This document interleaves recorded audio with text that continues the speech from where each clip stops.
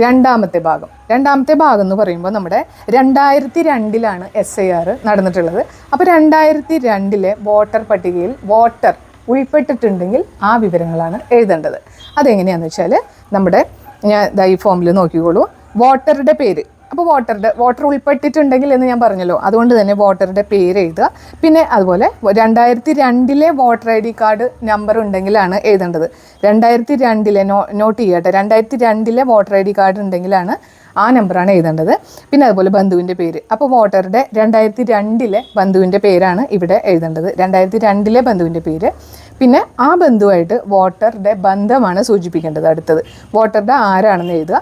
പിന്നെ ജില്ല എഴുതുക. അപ്പോൾ ജില്ല എഴുതുമ്പോൾ വോട്ടറുടെ 2002 വോട്ടർ പട്ടികയിലെ ജില്ലയാണ് എഴുതേണ്ടത്. പിന്നെ സംസ്ഥാനത്തിൻ്റെ പേര്, അപ്പോൾ വോട്ടറുടെ 2002 വോട്ടർ പട്ടികയിലെ സംസ്ഥാനമാണ് എഴുതേണ്ടത്. പിന്നെ നിയമസഭാ മണ്ഡലത്തിൻ്റെ പേര് എഴുതുമ്പോൾ എന്താ എഴുതേണ്ടതെന്ന് വെച്ചാൽ ഇപ്പോഴത്തെ അല്ല, 2002 വോട്ടർ പട്ടികയിലെ മണ്ഡലമാണ് എഴുതേണ്ടത്.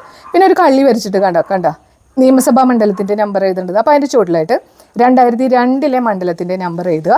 ഭാഗം നമ്പർ എന്ന് കണ്ടില്ലേ ഇപ്പുറത്ത്, അതിൽ 2002 ബൂത്ത് നമ്പർ എഴുതുക. പിന്നെ ക്രമ നമ്പർ എന്ന് പറയുമ്പോൾ 2002 സീരിയൽ നമ്പറാണ് എഴുതേണ്ടത്.